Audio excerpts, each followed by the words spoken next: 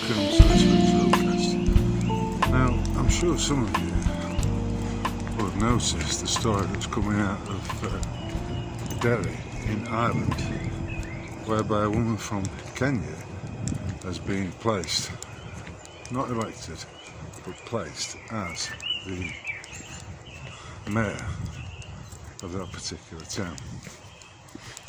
She's from Kenya and she's complaining that people who resist the tyranny are domestic terrorists, and that there's a growing number of domestic terrorists in Ireland who are a danger to the public. Well, my point would be there's only one danger to the public in this scenario, and that's her.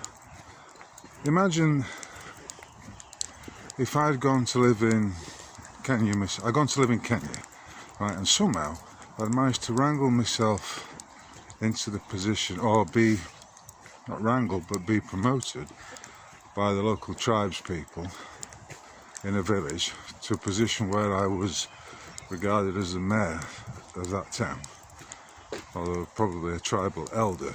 I mean, the more I go on about this, the more preposterous it becomes. So I become a tribal elder of a village in Kenya, and I suddenly start broadcasting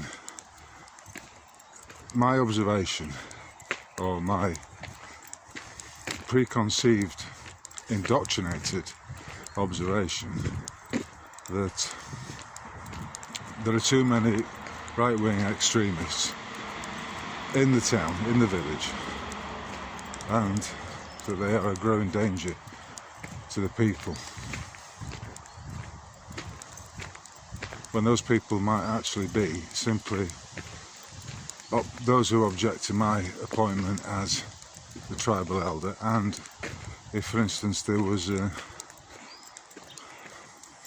migration, an immigration of white people into that particular village, and I would be saying, well, you're just complaining, you're being racist, you know, diversity is our strength, these white people bring a lot, they add to our culture.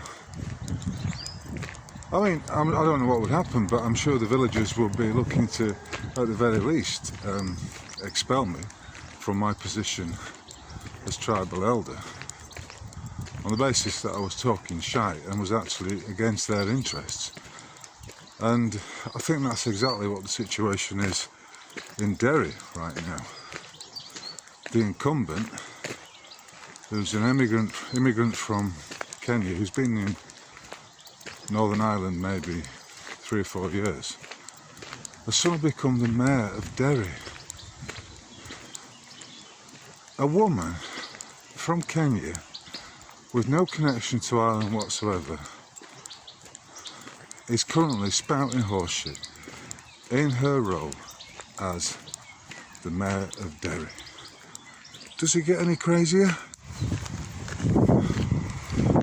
Meanwhile, across the Eire Sea in Edinburgh, a Pakistani man with a Scottish accent going by the name Hamza Useless has resigned as the leader of the SNP, the Scottish Nationalist Party. This same fool basically stated that everywhere he looked, at every institute of the state in Scotland, he saw white people. In a country that's what, 97% white? I mean, it's fucking insane. Imagine if I'd gone to Pakistan and somehow I'd become a leader of a national party, right? In this Caucasian form, I'd become a leader of a national party and started complaining that all the fucking institutions of statecraft, etc., all the culture in Pakistan was too brown. The head of police, brown skin. The head of the leader of the opposition, brown. All the priests, all the imams, brown skinned. the head of the railway system, brown skin. I mean, it's just utterly fucking preposterous. I'm not going to profess to understand any of this because I don't, but it strikes me, if you're an immigrant into a country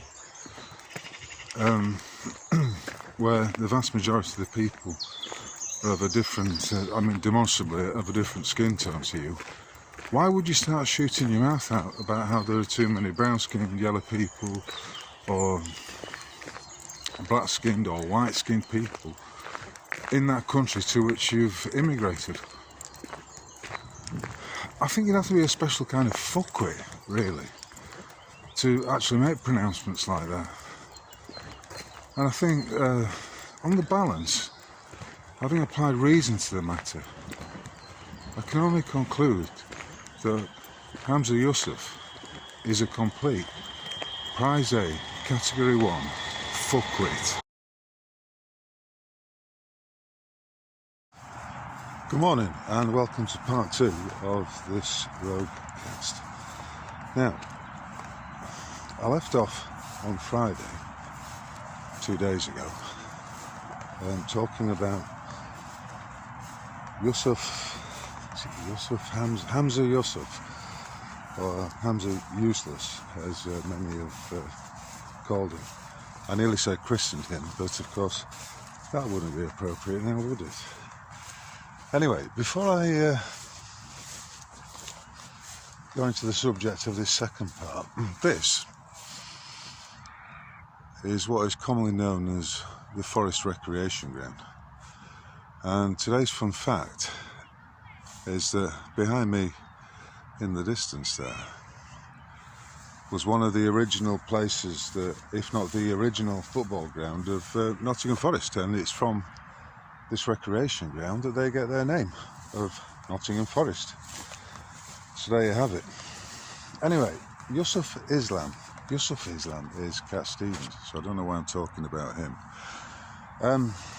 Hamza Useless, of course, is part of a cadre of placed middlemen whose every move is controlled by the WEF and those other forces loyal to the Rothschilds. And I was reading yesterday that another of these puppets, the one known as the Muslim known as Sadiq Khan, has won what I believe to be is a fourth term as Lord Mayor of London, a city which many would not recognise from what it used to be these days.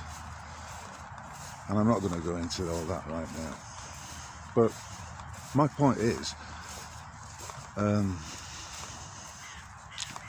this. Mark Twain is credited with having said, if voting made a difference, they wouldn't let you do it. And I think that's, that quote from 100 plus years ago is very salient. Because wherever you turn now, the evidence suggests that all of these elections are in fact rigged. Whether it's via the postal vote or this new mandate that requires you to take photo ID to the polling station.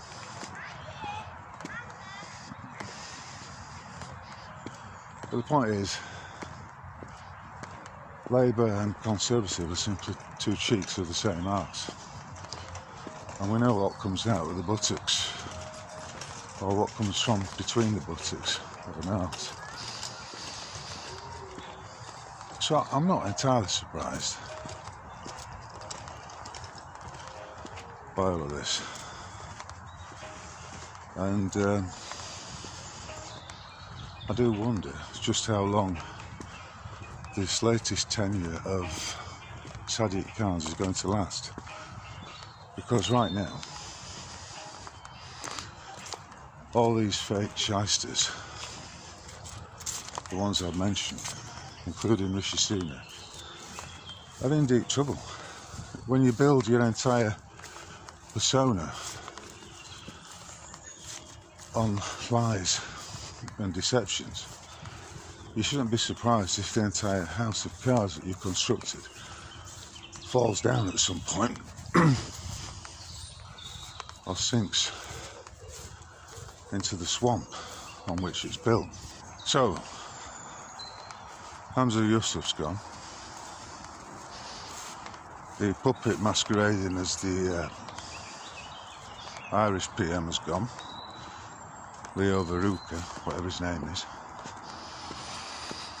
And I predict this is only going to continue. These dominoes will fall. And it's all scripted. Which brings us back to the point of all the world being a stage. Everything is an act. Everything's scripted. What we see on the television, what we see in the mainstream news, is merely the window dressing or the shifting of the props on the stage, the setting of the scene, with actors coming on stage right and stage left, making their exits, following the script. That's all it is.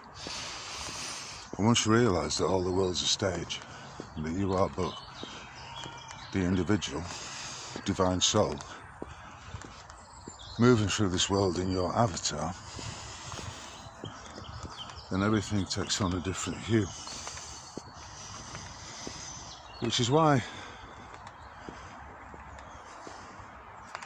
I'm able to have some sympathy for those who immigrate from warm countries to these northern climes, because they're just puppets.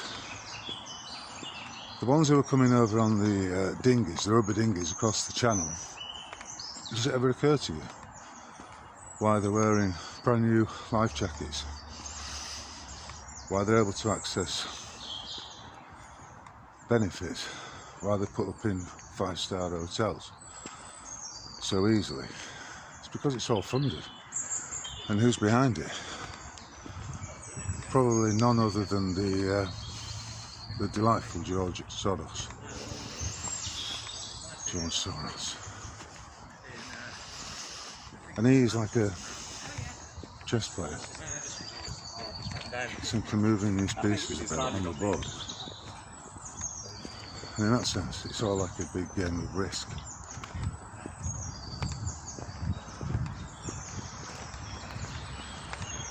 But in all honesty, I think it's doomed to failure, because it's all built on the mother of lies. And speaking of which, the US Congress, the US Senate rather, the other day, more or less issued a bill that was accepted in what they call a bipartisan decision, that any criticism of Jewry is automatically deemed to be anti-Semitic, and therefore illegal.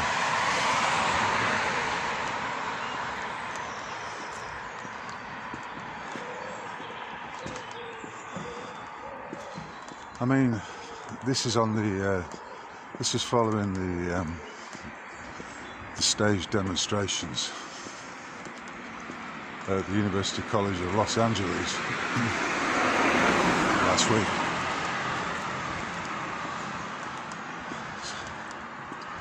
But it's simply a reiteration of the usual bullshit, that the Holocaust cannot be questioned,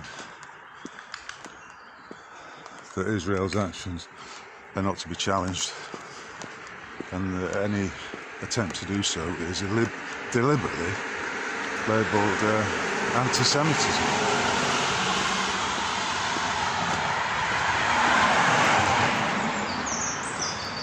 Of course, the truth does not fear being questioned, which would suggest when they're trying to block all criticism, all mention of the fact, for instance, that so many of the tiny hats are indeed the controllers of the mass media, including Hollywood, all the newspapers, the media outlets.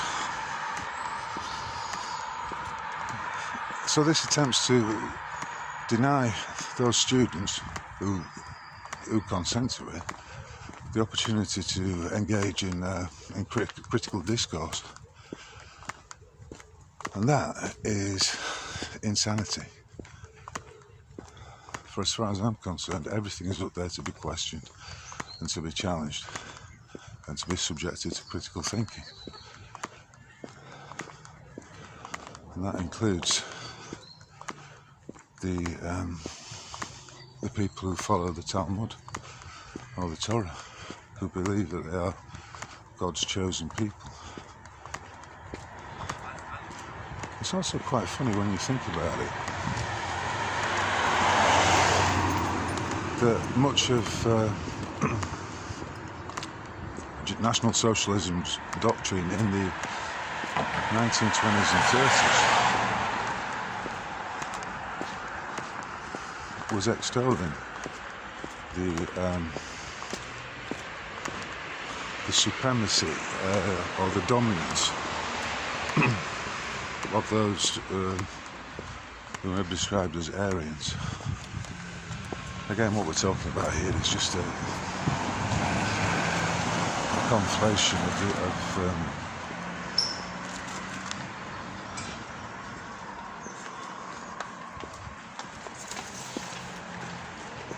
of the reality of the situation here, namely that we are not the meat suits, and we're not truly beholden to whichever lineage we come from.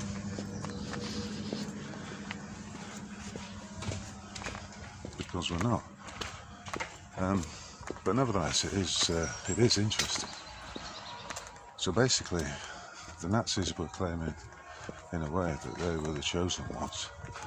They were the elite of the elite. They were the king of the kings, king of kings. And Judaism manifestly propounds the same view, that they are superior to all other beings on this planet, and they are God's chosen people.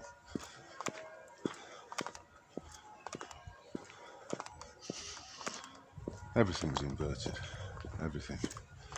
And speaking of which, one of the great inversions of recent times, which has become manifest, is this post office scandal, wherein sub-postmasters were jailed and charged and jailed, and although it was all procured on the back of the manifest errors of the Horizon computer system, wherein figures could be manipulated remotely, and all this evidence was essentially buried. And you may wonder why. But there was a revelation, which I was reading about this morning, that the lawyers representing the post office against the defendants, the lawyers and their barrister had a meeting with a judge in his private chambers prior to it going to trial, in which it was agreed that the evidence that showed there had been no wrongdoing on the part of the sub-postmasters was deliberately withheld in the interests of national security. Just look at those bluebells over there. Magnificent. In the interests of national security, in the interests of what they called public interest immunity. And this got me thinking, to my many appearances and all my research into the Great British Mortgage Swindle.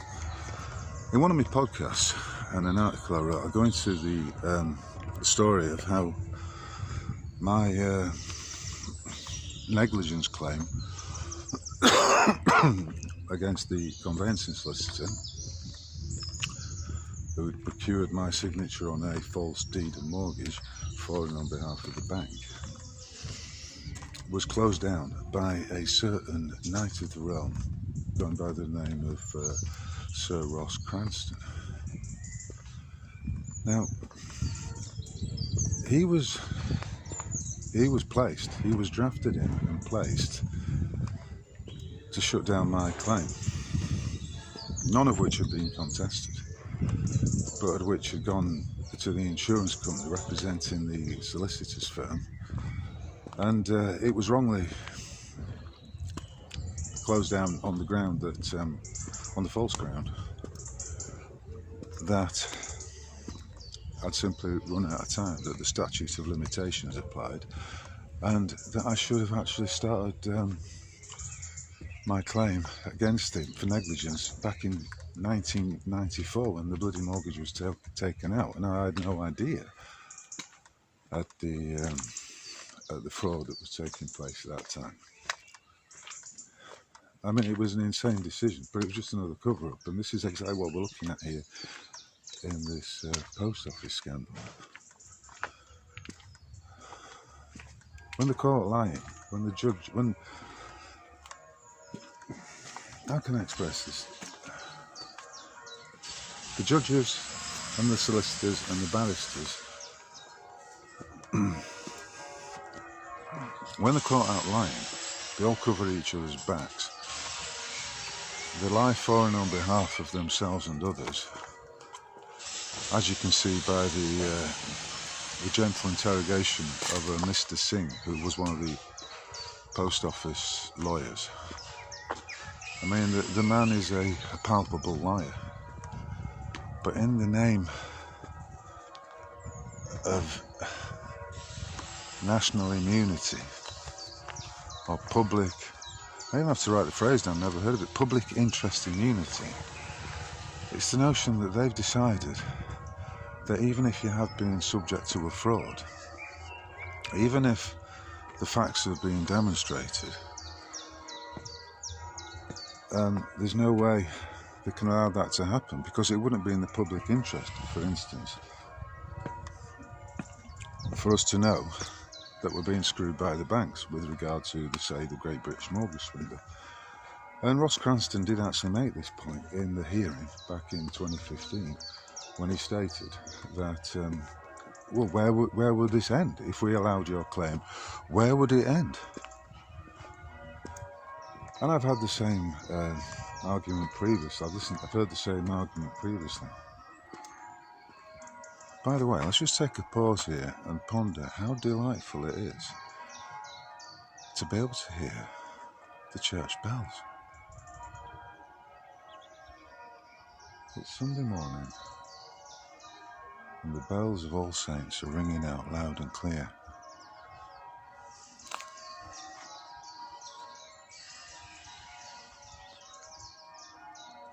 The birds are cheeping, and the so-called Crimean War Memorial is looking resplendent in the early morning sunshine. And of course, from this, it's this notion that, right, okay, well, the banks may be, the post office may be engaging in fraud, but it's such a massive scandal that if we let people know about it and we gave judgment in favour of the defendants, as the evidence would suggest we should, it would just bring the whole lot down. It would all collapse, and that would not be in the interests of the public. What, of course, I mean is it wouldn't be in the interests of their paymasters. And ultimately, those paymasters are the House of Rothschild and other vested interests. It's only in their interest that this fraud is allowed to continue. Next one up was shot. And so, when I say the British judicial system is moribund, meaning it's dead, then, this latest example provides further evidence of that. So essentially, they colluded with the judge to cover up the evidence of the wrongdoing of the post office, basically on the grounds that it wouldn't be in the public interest. I mean, the reasoning, the logic behind that would be interesting to hear, because I think it would be full of holes. But this is what you get: public inquiries, documents that are declassified, redactions, all of it. I was reading the other day about Peter Sutcliffe, the Yorkshire Ripper, and how much of that was actually covered up. Evidence that he committed other murders. Evidence that there was someone else involved who was actually, and that Peter Sutcliffe was a copycat murderer. All of it suppressed. Even confessions by Sutcliffe. The fact he was wearing an adapted jumper for his attacks, which meant that he put his legs into the arms of the sweater and had cut out where the head, so his balls and his cock were hanging out, and that made him easier to access the genitals in order to satisfy his necrophilic tendencies, which were manifestly there. So, it's a joke when the justice system is in fact a cover-up system, and the lies are their daily currency. All of it, of course, is powered by money, or the desire for money. The one ring that controls it all. It really is a beautiful morning, and how long we've waited. How long we've waited for this? It's been months. But of course, we all know what's going on. Geo-engineering of the weather. I mean, even now I've seen a few chemtrails being deposited across the sky. So I don't think it's going to be this summer later.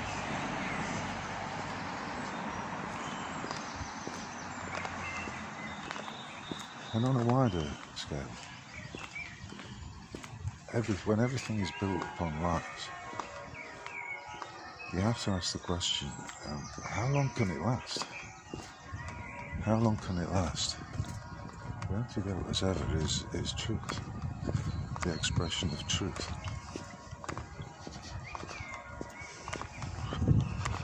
So I'm not sure how long any of this is going to last, really. This world was a shithole before we arrived, and it'll be a shithole when we leave.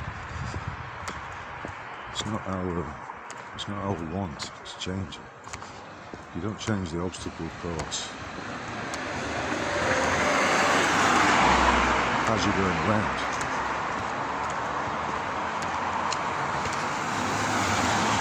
You find ways to steer around, over, through, under, whatever obstacle is in the way. And you'll be surprised that once you start speaking the truth, how much self-empowerment comes from that. How your informed field grows. Your aura, if you like, increases. It doesn't diminish when you speak the truth. If APAC and the Southern Poverty Law Centre and all these defenders, all these paid defenders of Zionism, were that confident that they were speaking the truth, then none of these diktats would need to be in place. If the Holocaust was entirely, demonstrably provable, and it was a fact that 6 million Jews were killed therein, then why would you need to set up such an elaborate legal team of philosophical treatises and attempts to control the very definition of language and the words that we use? Why would you go to such great extremes to not just deny someone a voice or deny any voice of criticism, but to have it shut down completely? Where the accusation of you being an anti-Semite is flung before you've even opened your mouth, because you're about to talk on a subject which they deem is unquestionable, and that to do so leaves you open to the charge of being an anti-Semite.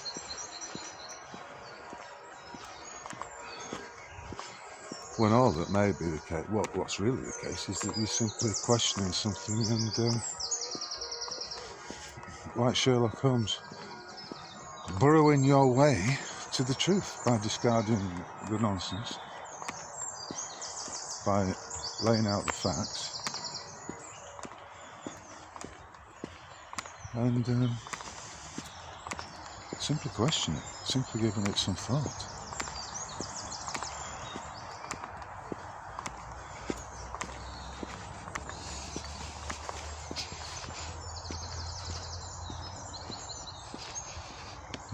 A bloke's just walked past me who was smoking a cigar, which does smell very nice, I have to say.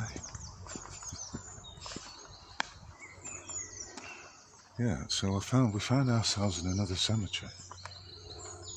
This is what's known as the General Cemetery, and it's once again here in the heart of Nottingham, maybe half a mile from the city centre. Anyway, that's pretty much it for today's roadcast from the General Cemetery in Nottingham. If you've enjoyed it and you'd like to see more content like this, then please like and subscribe. When I say subscribe, I mean subscribe to my email list on the website roguemail.org. And if you're feeling particularly appreciative, then maybe you'd like to consider leaving a donation via the Buy Me a Coffee button. But either way, if you've made it to the end of this, I thank you for listening, and I'll take this opportunity to wish you all, wherever you might be, a splendid day. And if you're on the Isles of Britain, then I hope you have a great spring bank holiday. Oh, it's spring bank, it's not Whitsuntide yet. I don't like calling it bank holiday, for reasons which are palpable. But anyway, if you're on the Isles of Britain, then I wish you all the best, and may you have a splendid weekend. And I'll catch you on the flip side. Cheers.